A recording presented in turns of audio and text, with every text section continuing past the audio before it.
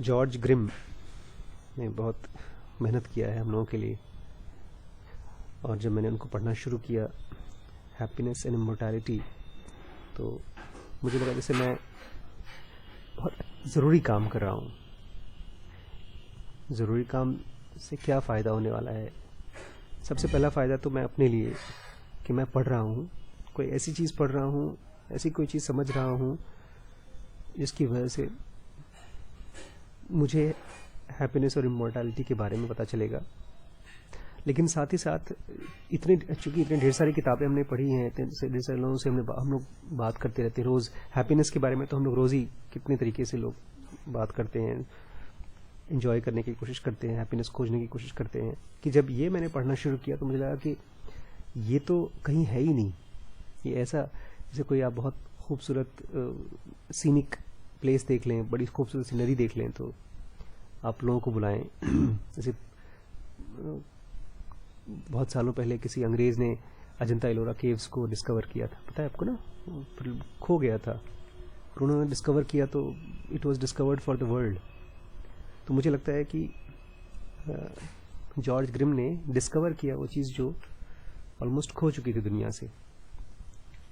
आज शायद आप देखेंगे कि कैसे खोई। अभी हम लोग इमॉर्टैलिटी को इतनी जल्दी नहीं पकड़ेंगे।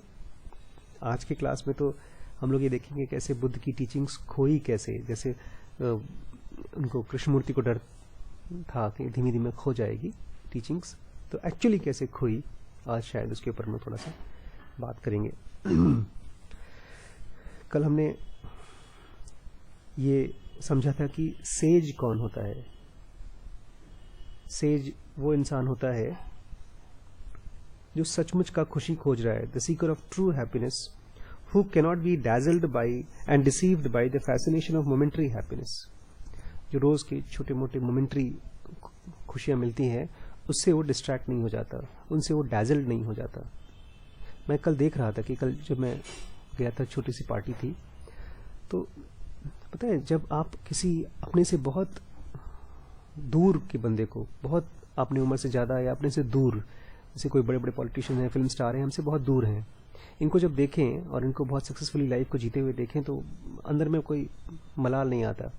लेकिन अचानक आप अपने किसी मित्र को देखें, अपने हम उम्र को देखें, और वो आपसे बहुत आगे बढ़ गया है, तो उस कंट्रास्ट में खट से आपको अपने बारे में लगता है कि यार मैं कुछ नहीं कर पा रहा हूँ।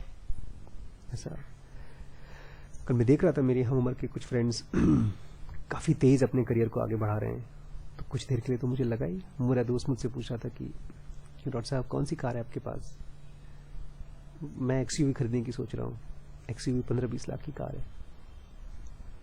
मैं अपनी फीलिंग, जेन्युइन फीलिंग शेयर कर रहा हूँ आपसे कि उस समय तो लगा कि यार मेरी जुबान लड़खड़ाने लगी। यौन बोलते समय मुझे लगा कि यार अच्छी कार होती तो शायद मैं बता देता।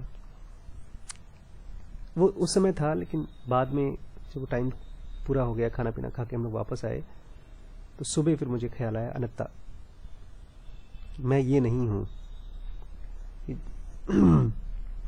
तो ये मैं डैजल हो गया कल की पार्टी में एक तरह से। सेज वो है जो डैजल नहीं होता मोमेंट्री हैप्पीनेस से, फैसिनेशन से। Just as the real philosopher think for himself themselves but sophist for others. जो रियल फिलोसोफर होते हैं वो अपने लिए सोचते हैं, अपनी गहराई में जाते हैं, दूसरों के लिए भले सोफिस्ट हों, कुतर्की हों। द फॉर्मर जो फिलोसोफर हैं, बीइंग अर्नेस्ट, ईमानदार होने की वजह से, so does the truly religious man find the eternal within himself on the path of self realisation. जो सचमुच के रिलीजियस लोग हैं वो खाली अपने लिए काम करते हैं और इटर्नल हैप्पीनेस को पा जाते हैं, सेल्फ रियलाइजेशन को पा जाते हैं उस रास्ते में। कोई नई बात नहीं है, अभी आगे आएगा। जो हम पढ़ रहे हैं अभी इस किताब को, the present work also shows, ये भी दिखाता है, इन अ मोर or less psycho cybernetic way. Psycho cybernetic मतलब एक्चुअली इसी ब्रेन में, पता है जब आप गीता पढ़ेंगे ना, तो कृष्ण बोलते हैं कि मैं वो हूँ, ईश्वर हूँ। मैं बोलते हैं नदियों में मैं गंगा हूँ, पहाड़ों में मैं ये हूँ। उसको लगता है ऐसे कोई हवाई बात है। साइको साइबरनेटिक मतलब इसी ब्रेन, इसी माइंड के जरिए। तो more or less in a psycho cybernetic how Buddha establishes an almost irrefutable proof of immortality. कि बुद्धा अगर फिजिकल बॉडी होते होते कैसे वो इमॉर्टल थे, ये बताएंगे इस किताब में. There is hardly anyone who escapes entirely from the influence of spirit of his age. उस जमाने में जो भी इंसान जिए उनका इन्फ्लुएंस ऑलमोस्ट सब पर पड़ा, पूरी धरती पर पड़ा, हर किसी के ऊपर. फिर क्या हुआ? The vexation and annoyance and hypocrisy of these harassing times distract many a men with deep insight to whom the problem of immortality is sufficient importance for earnest reflection. Vexation and annoyance. Vexation मतलब अंदर के दुख, गुबार, चिढ़ जो रोजमर्रा की life से आते हैं. हिपोक्रेसी, आसपास जब आप झूठ देखते हैं, छोटी छोटी चीजों के लिए लोगों को चोरी करते हुए सब चीजों को देखते हैं, तो क्या होता है आजकल के समय में हम डिस्ट्रैक्ट हो जाते हैं. वो लोग भी डिस्ट्रैक्ट हो जाते हैं जिनकी बहुत गहरी इंसाइट है. आप देखेंगे आपके बगल में लोग चोरी कर रहे हैं. मैं कल बात कर रहा था एक भाई साहब से, तो बोलते हैं आपको किसी डिस्ट्रिक्ट के किसी भी हॉस्पिटल, किसी भी जगह पर नौकरी चाहिए तो बताइए, मेरे बंदे वहां बैठे हैं, 15-20 हजार रुपए लेते हैं लेकिन काम करके देते हैं. एक और भाई साहब से बात करा था, बोलते मैं गवर्नमेंट जॉब करता हूँ लेकिन कभी जाना ही नहीं पड़ता मुझे ऑफिस, हफ्ते में एक आध बार गए. तो ये सब जब आप सुनते हैं ना तो आपको लगता है अरे आप तो खूब मेहनत कर करके मरे जा रहे हैं, रुपए पैसे कमा रहे हैं, लेकिन मेहनत कर रहे हैं उसके लिए, और लोग बिना मेहनत करके कमा रहे हैं. तो इसमें फिर क्या होता है, आप डिस्ट्रैक्ट हो जाते हैं. आपके मन में थॉट आता है चलो हम भी ऐसी कोशिश करते हैं. कल एक और तीसरा डॉक्टर मुझे मिला और मुझसे कह रहा था कि अरे यार मैं तो बहुत मेहनत करता हूँ, पैसे कमाता हूँ, मुझे लगता है कभी कभी मैं भी गवर्नमेंट जॉब कर लूँ जब मुफ्त के पैसे मिल रहे हैं. तो इस तरह के जगह थॉट्स जब जाता है, पता है बड़ा सटल चेंज होता है, बहुत सटल. सोचिए एक बच्चा है जो स्कूल जा रहा है और वो पढ़ करके क्लास में फर्स्ट आना चाहता है, अच्छे नंबर पाना चाहता है, और वहीं पर एक और बच्चा है जो लिख करके लाता है, पर्ची बना के लाता है, और वो फर्स्ट आ जाता है. फिर उसको सब लोग रिस्पेक्ट देते हैं और उसको फिर क्लास में ईयर सबसे साल के अंत में उसको प्राइज मिलता है. तो उस बच्चे को जो जेन्युइनली पढ़ के लिख रहा था उसको लगेगा यार ये तो ज्यादा आसान तरीका है. वो ये भूल जाता है कि ये जो ईमानदारी है, इस ईमानदारी से मेरा माइंड डिस्टर्ब नहीं होता. चोरी में तो डिस्टर्बेंस होता है माइंड का, और फिर उससे माइंड विकृत होता जाता है. तो ये सब चीजें, लेकिन भाई उसको लगेगा ना कि यार मैं इतना मेहनत करके जो कमा रहा हूँ और ये बिना मेहनत करके कमा रहा है, तो इसमें बहुत धीमे से उस बच्चे के अंदर में करप्शन दिमाग में घुस गया, इस कंपैरिजन में करप्शन आ गया. तो कह रहे हैं ऐसे लोग जो सचमुच में जिनकी डीप इंसाइट है, बहुत पार की नजर है, वो लोग भी जिनके लिए कि इमॉर्टैलिटी जैसी प्रॉब्लम उनकी खुद की प्रॉब्लम होनी चाहिए, उनको इस चीज पर बहुत गहरे से सोचना चाहिए. मतलब बहुत से इंटेलिजेंट लोग, जितने भी लोग इंटेलिजेंट लोग, हर किसी को इस पर सोचना चाहिए. वो लोग डिस्ट्रैक्ट हो जाते हैं, इस प्रॉब्लम को अपना प्रॉब्लम नहीं बनाते, कोई किसी और चीज को अपना प्रॉब्लम बना लेते हैं.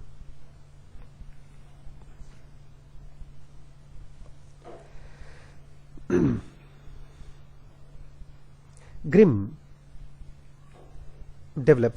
nevertheless, those whose eyes are covered with only a little dust, लेकिन उन लोग जिनकी आंखों में बहुत ज्यादा कचरा नहीं है, जो बहुत अंधे नहीं हुए हैं, बहुत कम कचरा है जिनकी आंखों में, will have the present work the quintessence of Buddha's teaching.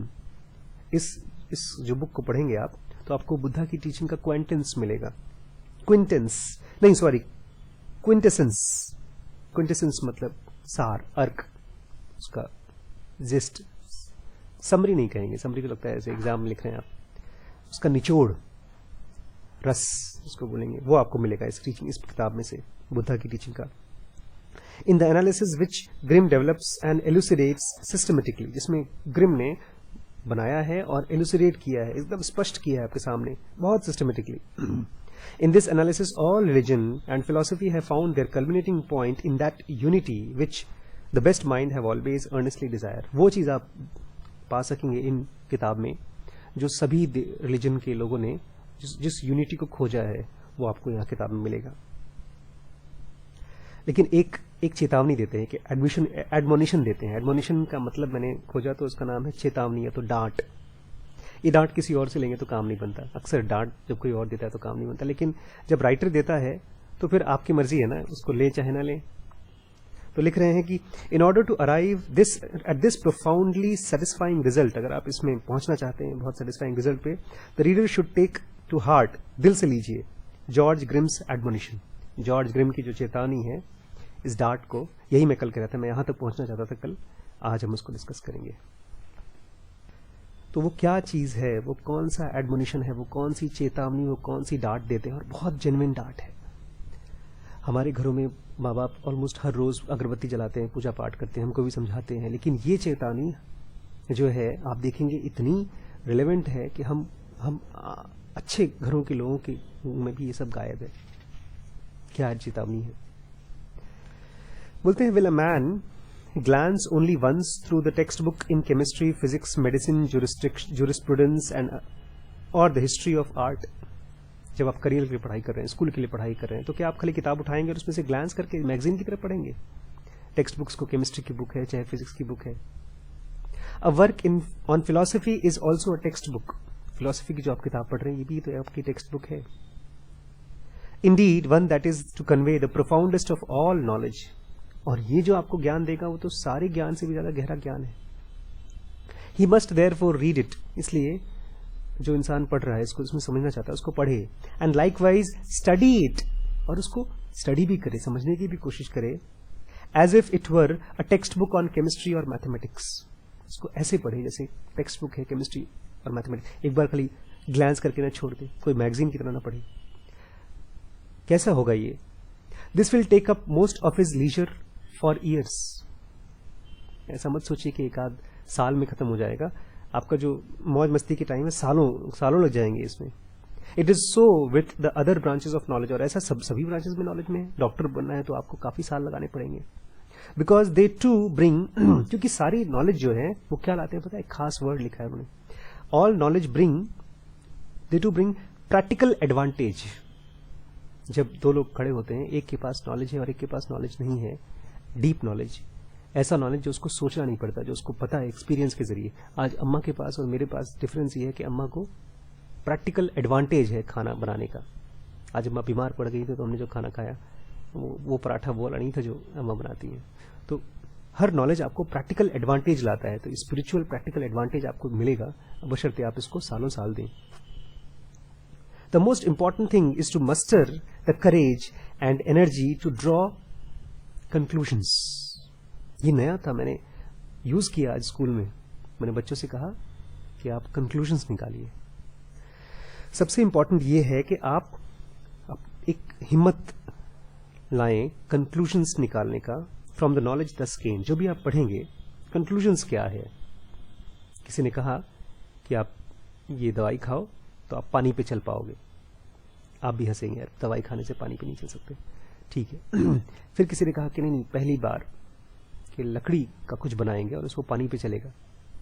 ताज्जुब लगता है लेकिन चला। लोहे की चीजें भी पानी पर चलती हैं। तो किसी ने जब पहली बार नाव बनाई होगी या शिप बनाई होगी, they must have taken out conclusions from their knowledge. Archimedes ने बनाया था ना। जब कंक्लूजन बनाया जाता है शुरू में तो पक्का नहीं होता, डाउटफुल होता है। जॉर्ज ग्रिम ने हमारी बड़ी हेल्प की है इसमें। इसलिए जो भी आप सुने कंक्लूजन्स बनाए इसमें, जो समझें। जॉर्ज ग्रिम ने क्या किया? रिलाइंग ऑन पाली कैनन, उन्होंने सीधे पाली की किताबों को उठाया। Tells us in his striking way how Buddha discovered the secret of immortality and happiness. किस तरह से बुद्धा ने अमरत्व और खुशी का सीक्रेट खोजा था। The Buddha during his lifetime had often succeeded in detaching himself at will from all the elements of his personality, not merely from his body but also from all sensations. Buddha ने वही किया, exactly वही किया आज से इतने सालों पहले, 2000 साल पहले, जो रमण महर्षि ने किया था कुछ साल पहले, 50-100 साल पहले। अपने अंदर से, अपने आप में, अपने आप को बॉडी से और सारे सेंसेशन से अलग कर लिया। Therefore, through practical experience, फिर उनका practical experience से, the fact was established for him that the elements of our personality are not indispensable. अब उनको मालूम पड़ा कि जो हमारी बॉडी और ये सेंसेशंस हैं, ये हमारे लिए कोई इंडिस्पेंसिबल चीज नहीं है, बहुत जरूरी नहीं है। तो उनको दिक्कत भी नहीं हुई। आज अगर कोई मरता है तो बहुत दिक्कत होती है, उसको लगता है यही सब कुछ है। लेकिन उन्होंने ये जान लिया कि ये बॉडी कोई इंडिस्पेंसिबल नहीं है, इसके बिना भी रह सकते हैं हम लोग। And that even their evolution leaves our essence untouched. उनको ये मालूम पड़ गया कि ये खत्म भी हो जाएगा तो मेरा जो एग्जिस्टेंस है वो अनटच्ड रहेगा। Thus, All that Grimm had to do was to reduce his experience psycho-cybernetically to the logical thought form of metaphysics and thus make it accessible and verifiable by others. जब ये Grimm ने समझा, George Grimm ने, तब उस चीज को एक खास साइको-साइबरनेटिक मानसिक और न्यूरॉन का जो कनेक्शन है उस फॉर्म में लॉजिकल थॉट में लिखा, उसको लिखा ताकि एक आम आदमी उसको एक्चुअली समझ सके और वेरीफाई कर सके। अभी क्या होता है, अभी तो कृष्ण की बात सुनते हैं तो खाली प्रार्थना करने का मन करता है कि हे भगवान मुझे भी पास कर दो, तुम्हारे पास तो बहुत जादुई शक्ति है। लेकिन इनको पढ़ेंगे तो आपको ये लगेगा कि अच्छा तब तो मैं भी तैर सकता हूं, कोई और तैर सकता है पानी में तो मैं भी तैर सकता हूं, ऐसा लगेगा आपको। और इन्होंने उस तरह से किया, ग्रिम ने, ही डिड सो, और ये सब चीजें ग्रिम ने इस तरह से लिखा, did so with perspicuity bordering on genius. Perspicuity का मतलब होता है स्पष्टता, साफ साफ पिक्चर बनाई, 100 मेगापिक्सल की पिक्चर बनाई कि जीनियस बोल सकते हैं आप इसको। नेक्स्ट पैराग्राफ छोटा सा है, उसकी पहली लाइन में 2 वर्ड इटैलिक हैं और एक ही सेंटेंस में मुझे लगता है सेंचुरी मार दी सहर जी ने, अगर सहर जी का सेंटेंस है तो। इसको देख करके तो मैंने इसी सेंटेंस को कल फेसबुक पे शेयर किया, अपनी एक फोटो डाली और नीचे ये लिखा। हालांकि उस फोटो के जरिए एक इल्यूजन क्रिएट होता है कि मैं अपने बारे में लिख रहा हूं, अपने बारे में नहीं लिखा मैंने, बुद्ध के बारे में है ये। रिलीजियस जीनियस, हम लोग कोशिश कर रहे हैं बनने का रिलीजियस जीनियस। कौन है? A religious genius is one who knows, जो जानता है, व्हाट अदर्स मियरली फील, जो बाकी लोग फील करते हैं, हाँ यार होता होगा शायद। रिलीजियस जीनियस उस चीज को जानता है। इसमें नोज और फील दोनों इटैलिक में लिखे हैं कि जो आम आदमी फील करता है शायद हो, रिलीजियस जीनियस को जानता है। And this elevates him far above them, और इसी वजह से वो बाकियों से बहुत ऊपर उठ जाता है। ही रिप्रेजेंट्स फॉर मैनकाइंड, और वो फिर वो इंसान आदमी के लिए क्या होता है? एन ऑस्पिशियस फेनोमेनन, एक बहुत ही पवित्र घटना, that rarely recurs in the course of centuries, जो बहुत सालों में, करोड़ों सालों में एक आध बार होती है। बुद्धा हिमसेल्फ हैड प्रोफेसीड, उन्होंने खुद कहा था बुद्धा ने कि ऐसे ही होगा। डॉक्ट्राइन ऑफ ट्रूथ, आनंदा उनके साथ थे, उनके बड़े भाई थे जो साथ में रहते थे। ये जो मैं सच के बारे में बता रहा हूं, will not last for long, ये बहुत दिन तक रहेगा नहीं, खत्म हो जाएगा। और ऐसे ही हुआ। It was only for a brief and glorious noontide that Buddha's teaching was clear to all in its entire splendour. जब बुद्धा पढ़ाते थे, खुद पढ़ाते थे, खुद उन्होंने बॉडी को अपने अलग किया होगा, खुद जानते रहे होंगे किस तरह से चीजें होती हैं, तो जो वो बताते थे बहुत कम टाइम के लिए, नून टाइड का मतलब है दोपहर की चमक, जब वो बताते थे वो ऐसी चमक बहुत दिन तक रही नहीं, जब वो चले गए तो खत्म हो गई। Only for a brief and glorious noontide, उनकी जो टीचिंग थी was there in entire splendour. फिर क्या हुआ? इन ए डिस्मली शॉर्ट टाइम, कुछ ही समय बाद जब वो चले गए, the long dark night of scholastic erudition set in.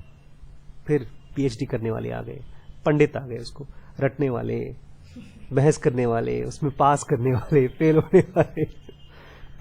Scholastic एरुडिशन, इसलिए बोलते हैं स्कॉलर हो यार तुम लोग, पास हो जाते एग्जाम सारे।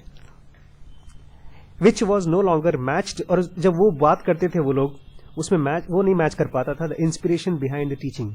टीचिंग के शब्द तो वही होते थे, लेकिन उसमें से जान नहीं होती थी।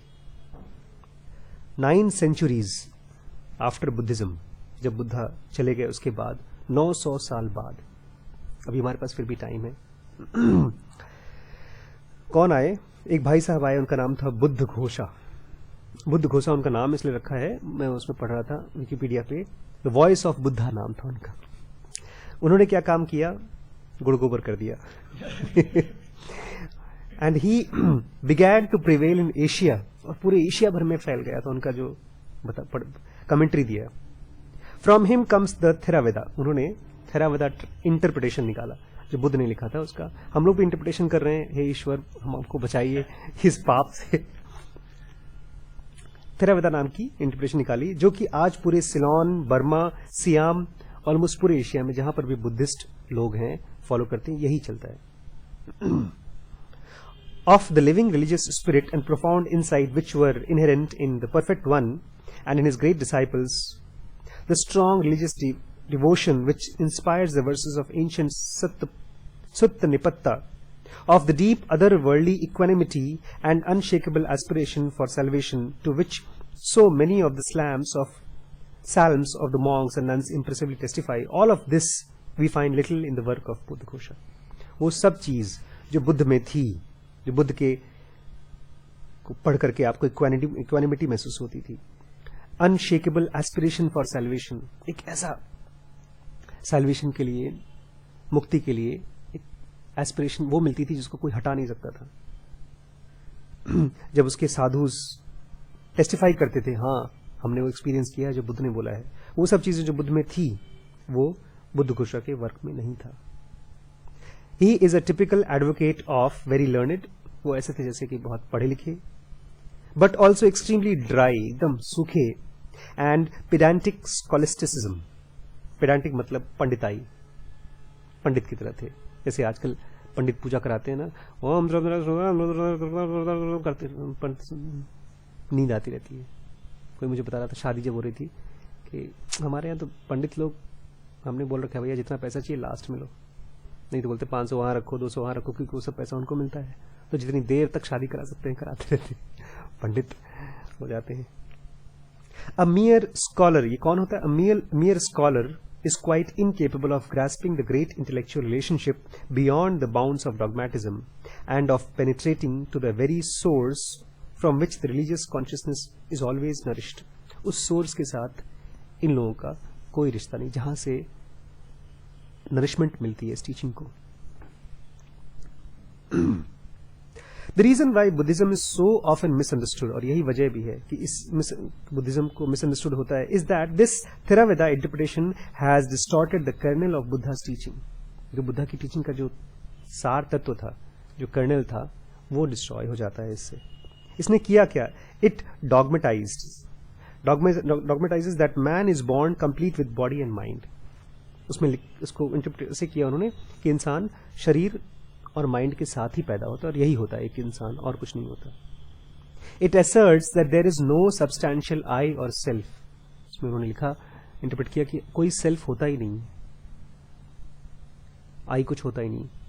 With this statement it comes into glaring contradiction with the Buddha's own words as recorded in the Tipitaka. और बुद्धा ने ये नहीं कहा था, कॉन्ट्रडिक्ट किया था उन्होंने, बुद्ध के वर्ड को ही टेढ़ा मेढ़ा करके खत्म कर दिया. ओशो का एक स्टेटमेंट मैं पढ़ रहा था जब जिंदा थे ओशो, तो उनकी ज्यादातर जो लेक्चर्स थे वो खुद ही अपने यहाँ ही पब्लिश कराते थे, प्रिंट कराते थे.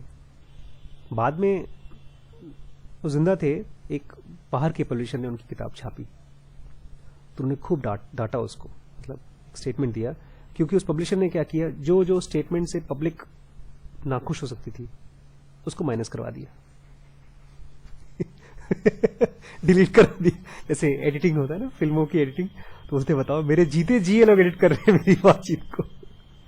तो ऐसी कुछ यहां भी हुआ, जो समझ में आया बोल दिया उन्होंने. हाउएवर, लेकिन जो एक्चुअली बात थी, this does not disturb it in the least. इन सब करने से फिर भी बुद्धा की जो टीचिंग थी वो तो वैसी की वैसी थी जो ओरिजिनल उन्होंने बोला था. The saying of Buddha need not be taken literally. Buddha की जो बातचीत थी उसको लोगों ने लिटरली ले लिया. जब वो कहते थे मैं सेल्फ नहीं हूं, तुमने उसको सुना, बोलते हैं सेल्फ नहीं है बुद्धा करे, इसका मतलब सेल्फ होता ही नहीं. Have not subscribes explain the meaning in commentaries, इस तरह से समझाया गया है.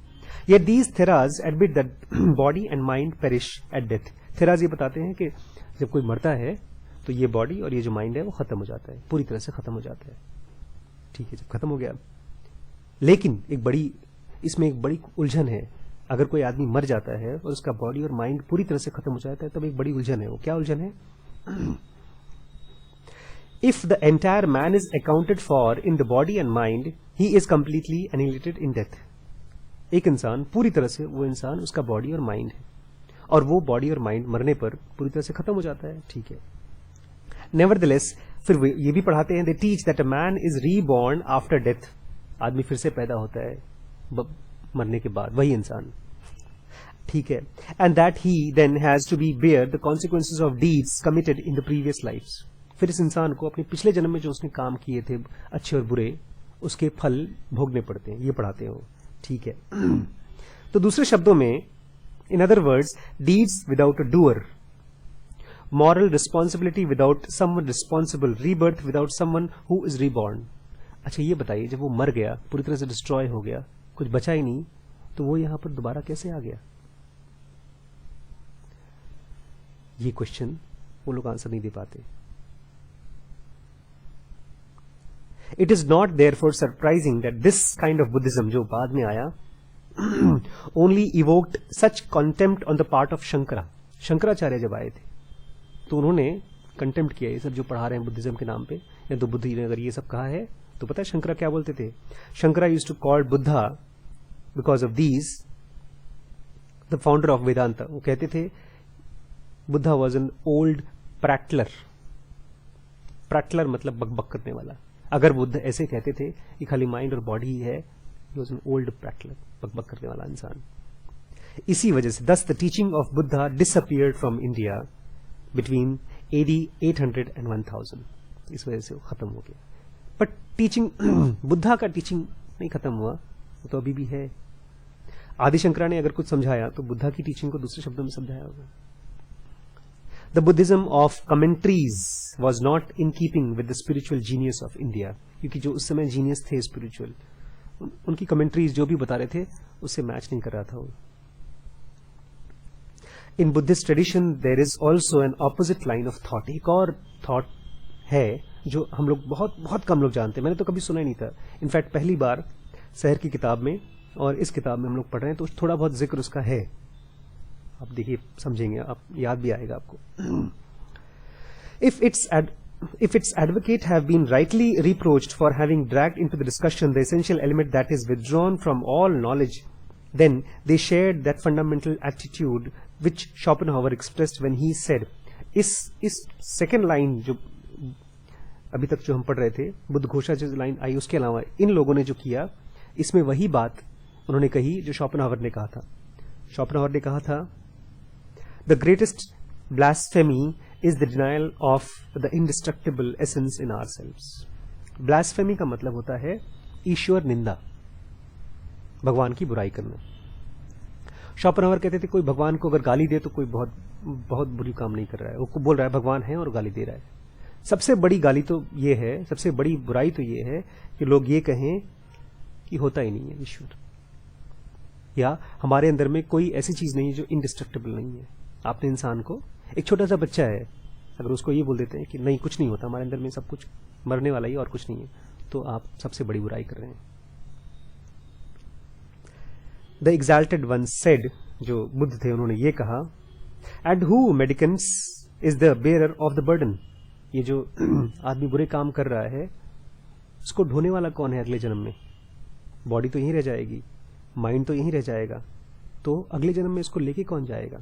कैसे याद रहेगा उसको? द सब्जेक्ट, उसको ब्रैकेट में सब्जेक्ट का नाम दिया है puggala, is the answer, namely the venerable anon of the family access.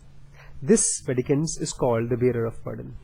कोई खास एलिमेंट है जो जाती है अगले जन्म में, जो बॉडी और माइंड नहीं है बट फिर भी जाती है, जो बेरर है सारे अच्छाई और बुरा का। This mendicants is called the bearer of burden. They were the Pudgalavadins. Pudgalavadins वो लोग थे जो सेकेंड लाइन के लोग जो इस तरह की बातें करते थे, उनको लोगों ने नाम दिया पुद्गलावदिन्स। हम लोग पुद्गल के बारे में पढ़ रहे थे। So called because they advocated doctrine of the subject। वो एक सब्जेक्ट की बात करते थे, बोलते ठीक है सेल्फ बॉडी है और माइंड है, मर जाता है, लेकिन इसके अलावा भी एक सब्जेक्ट है, कोई ऐसी चीज है जो रहती है। According to the testimony of Chinese pilgrim, कुछ चाइनीज पिलग्रिम के लोग हैं जो चाइना में जाते थे, उनके हिसाब से एक इंसान, उसका नाम है संग सांग, हु वॉन्डर्ड थ्रू इंडिया, जो इंडिया में आया था फ्रॉम 1619 टू 1645 AD। अभी से कितने साल हो गए? ऑलमोस्ट 1500 साल पहले, करीब आज से 1500 साल पहले। They were still flourishing more than 1000 years after Buddha. Buddha के मरने के 1000 साल बाद भी ये लोग फ्लरिश कर रहे थे। देर विहार्स, उनके जहां रहते थे, were enjoyed the special favors of Ashoka's ardent follower, the emperor. इस emperor का नाम ही मुझे नहीं मालूम था. हर्ष, emperor हर्ष थे जो अशोका के lineage में थे. अशोका ने बुद्धिज्म को पूरा फैलाया था, पता है ना आपको? अशोक तो बुद्ध के काफी टाइम बाद आए, शायद 300-400 साल बाद है, और साल बाद पता नहीं. लेकिन उनको जब एक बार किसी वॉर में वो जीते, लड़ाई में, सब खून खराबाई सब देख करके उन दिन में विराग आ गया. Then he became a Buddhist. And he, जितने भी मंदिर आपको दिखाई देते हैं आसपास एशिया में, उसमें बहुत बड़ा योगदान है अशोका का. He created, he financed all those things. तो उसी लिनेज में एम्परर हर्ष थे 606 से लेकर 647 AD में.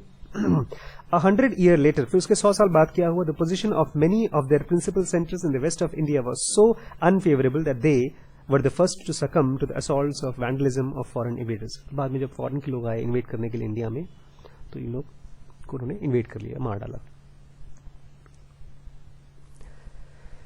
एक जन है, उनका नाम है, लेडीज हैं शायद ये, लुई देला वेला पुस्सी उनका नाम है, आई थिंक फ्रेंच होंगी, काफी टाइम पहले. says of the Pudgal Vadans that their numbers and learning was not properly assessed by Indologists. जो लोग भी इंडियन हिस्ट्री, इंडियन स्पिरिचुअल चीजों को पढ़ाई करते थे, उनको नाम था इंडोलॉजिस्ट. जब उन्होंने पढ़ना शुरू किया इंडियंस की हिस्ट्री को, तो इन्होंने पुद्गल वादिन्स को बहुत तवज्जो नहीं दिया, ऐसे ही छोड़ दिया. That their numbers and learning was not properly assessed by Indologists who were inclined to describe them as heretics. वो ऐसे ही झूठ मूठ के, heretics मतलब पाखंडी, वो बुद्ध के नाम पे पाखंड करते थे, तवज्जो ही नहीं दिया उन लोगों को. For them the problem of nirvana was simple and logical. इनके लिए, जो इंडोलॉजिस्ट हैं, उनके लिए निर्वाण कोई बहुत मुश्किल चीज नहीं है. As it is for the Vijnanavadins who resembling the Vedanta give pure consciousness the ultimate and primary ground. Vedantin भी यही बोलते हैं कि नहीं, अल्टीमेट ग्राउंड जो है वो तो प्योर कॉन्शियसनेस है. बट बुद्ध घोषा ने सब गुड़ गोबर कर दिया. उसने कह दिया नहीं, खाली बॉडी और माइंड और कुछ है ही नहीं. And it was all confusing.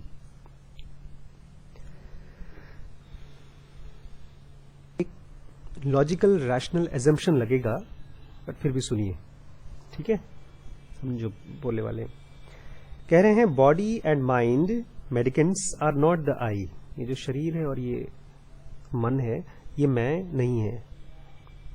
If the body and mind were the I, अगर ये शरीर और माइंड अगर मैं होता, सेल्फ होते, mendicants the body and mind could not be liable to disease. कभी कभी बीमार नहीं पड़ते. बुद्ध का एक्सपीरियंस रहा होगा कुछ. And we should have to say the body and mind that they ought to be thus and they ought not to be thus. तब हमको ये कहना चाहिए कि बॉडी और माइंड ऐसा होना चाहिए और ऐसा नहीं होना चाहिए. अभी पेशेंस रखिए, अभी और थोड़ा सा सुनिए. बट ओ मेडिकेंट्स, हे भिक्षुओं, body and mind are not the I. लेकिन बॉडी और माइंड आई नहीं होता. Then body and mind are liable to disease. लेकिन आप देखते हैं कि बॉडी और माइंड हमेशा बीमार होते हैं, उसमें बीमारियां आती हैं, डिजीज हो पाती हैं. And we cannot say to them that they ought to be thus. इसलिए हम नहीं कह सकते कि वो सेल्फ है. हमको तो अभी एजम्पशन लग रहा है ना कि सेल्फ क्या है. फिर here there is a clear notion of existence. Buddha जब ये बोल रहे हैं, वो अपने एक्सपीरियंस से बोल रहे हैं, वो बॉडी और माइंड को नहीं बोल रहे हैं कि मैं हूं. There is a clear notion of an existence that is sublime and superior to worldly existence.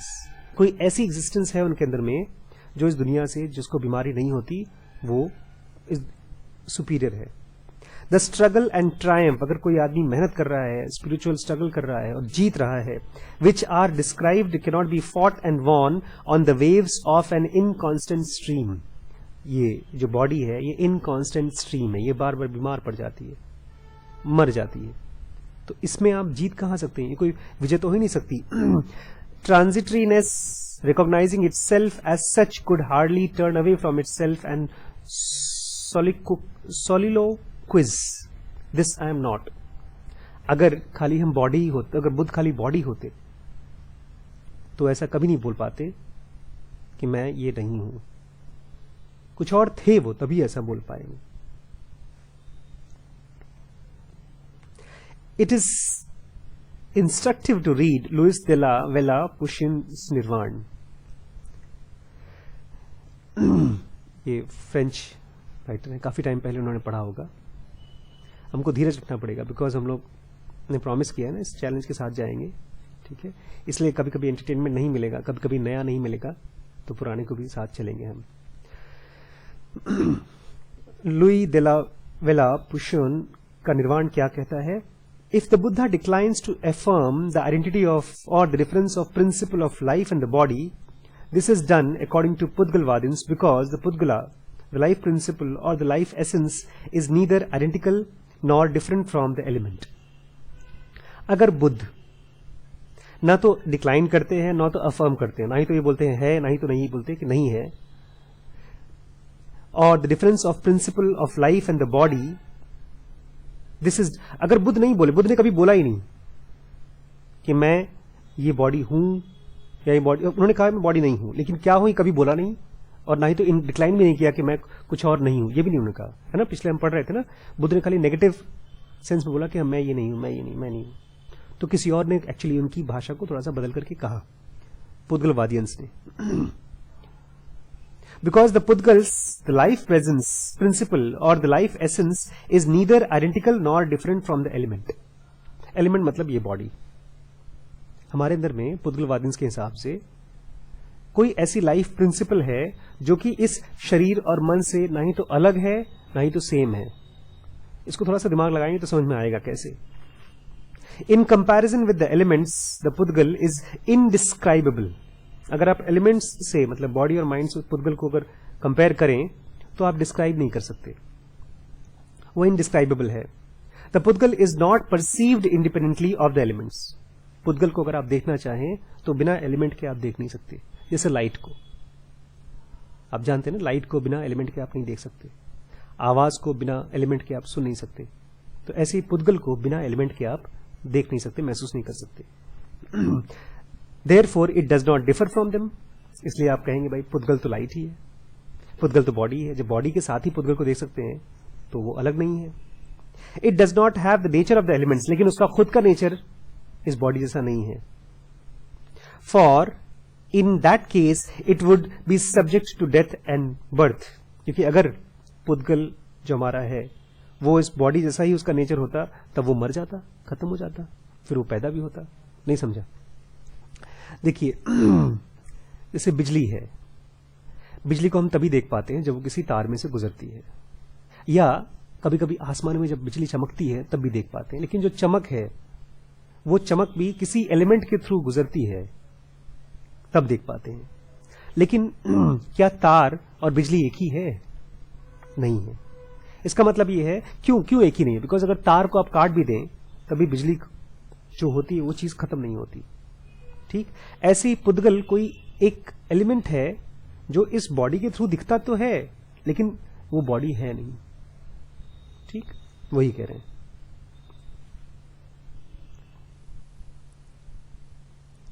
The pudgala is a thing itself, द्रव्य। पुद्गल एक एलिमेंट, ऐसा कुछ चीज है, अपने आप में कोई चीज है।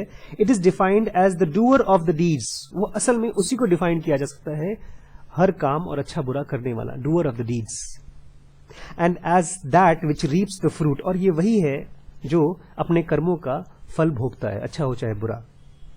रीबर्थ, जब आपका पुनर्जन्म होता है, एंड निर्वाण, जब आपको निर्वाण मिलता है, जब आप डिलीवर होते हैं दुनिया से हमेशा हमेशा के लिए, जब एनलाइटन होते हैं। The state of bondage and the state of freedom have a bearing on it. ये सब पुद्गल के ऊपर होता है। एक नया शब्द लेकर आए हैं, बुद्ध ने कभी इसका जिक्र नहीं किया लेकिन पुद्गलवादियों ने इसका जिक्र किया। The whole depth of this interpretation of Buddha's teaching is apparent from the definition. अगर इस डेफिनेशन दिया है उन्होंने पुद्गल का, एक ही सेंटेंस में उन्होंने बुद्ध की सारी डेप्थ को ले आए एक सेंटेंस में। क्या था definition? The pudgala is something positively incomprehensible. पुद्गल कोई ऐसी चीज है जिसको आप अगर पॉजिटिवली समझने की कोशिश करें तो नहीं समझ सकते। उसको खाली कैसे समझ सकते हैं? नेगेटिवली, बस, और कोई तरीका नहीं है। यही बुद्ध ने भी कहा कि मैं ये नहीं हूं, मैं ये नहीं हूं, मैं ये नहीं हूं। डिड नॉट बुद्धा हिमसेल्फ से, क्या बुद्ध ने खुद ये नहीं कहा था? Already in this visible phenomenon, इस दुनिया में जहां पर सब कुछ दिखता है, I call the Tathagata incomprehensible, कि जो तथागत है, जो आपके सामने है बुद्ध, वो आप उसको कॉम्प्रिहेंसिबल नहीं है, वो आपके लिए देख नहीं सकते। यही तो उन्होंने भी अपने लिए कहा था। ऑलरेडी अगेन फिर से ही कहते हैं, he is not Dharma since he has more than momentary existence. बोलते हैं वो ये बॉडी का धर्म नहीं है, ये बॉडी नहीं है वो, क्योंकि वो ये मोमेंटरी नहीं है, खत्म नहीं हो जाएंगे। On the other hand he is again not a substance, और जो बुद्ध हैं जो अपने बारे में बोल रहे हैं, वो कोई सब्सटेंस भी नहीं है। Spiritual, immaterial and existing by itself like the individual atman of Brahman. जैसे ब्राह्मण लोग, जो ब्राह्मण लोग थे, वो आत्मन को बोलते थे, वो कोई अलग ही चीज है। ऐसे ही पुद्गलवादी ने उसको पुद्गल के नाम से कहा, बुद्ध ने उसको कोई नाम ही नहीं दिया। एक लास्ट पैराग्राफ थोड़ा सा। आफ्टर हिज ग्रेट एनलाइटनमेंट, जब वो एनलाइटन हुए Buddha, the Buddha hesitated to make known to the world the wonderful thing. अपने आप को, दुनिया को एक्सप्रेस करने के लिए बड़ा संकोच कर रहे थे। कहते हैं, which goes to meet the stream is fine, so unfathomable and can hardly be seen because it is over subtle. वो जो वापस जाके स्ट्रीम को, कौन सी स्ट्रीम मुझे पता नहीं, यहां पर इस वर्ड को नहीं बोला जा रहा है, किसी और चीज को जो जाकर उसको मिलती है, सेल्फ जो है, वो बहुत मुश्किल है, बहुत ही मुश्किल है, देखा नहीं जा सकता। इट इज हार्डली सीन, क्योंकि ये बहुत ज्यादा सटल है। और चूंकि ऐसा था, बहुत मुश्किल था उसको एक्सपीरियंस करना, it is only natural that the deviation and departure soon made in their appearance. लोगों ने गलत समझना शुरू कर दिया, क्योंकि बहुत मुश्किल था। The glaring contrast in which Buddhism of the commentaries stands not only to the teaching of Buddha himself, but also to the Indian Aryan genius in general, almost forces one to assume that those commentators were not Aryans of North India, but Dravidians of South. Buddha के जब commentaries में गड़बड़ी आना शुरू हो गई, लोगों को जब समझ में आने लगा, तो वो लोग मैच नहीं कर पाए थे। शंकरा ने अपने आप एक्सपीरियंस किया। इंडिया के जो खासतौर से Indian genius, spiritual genius, genius हर वो इंसान है जो अपने आप को सोल की तरह जानता है, एक्सपीरियंस करता है। तो जब उसने देखा कि कमेंट्रीज में बकवास है, तो उसने फिर कह दिया ये बकवास है। लोग कह रहे हैं कि शायद इंडिया के जो आर्यंस थे, उन्होंने ये कमेंट्रीज नहीं की होंगी, ड्रेविडियंस ने की होंगी। अभी हम लोग को जानना पड़ेगा ड्रेविडियंस कौन है, थोड़ा सा कल रिसर्च करके मैं आपको बताऊंगा आर्यंस और ड्रेविडियंस कौन थे।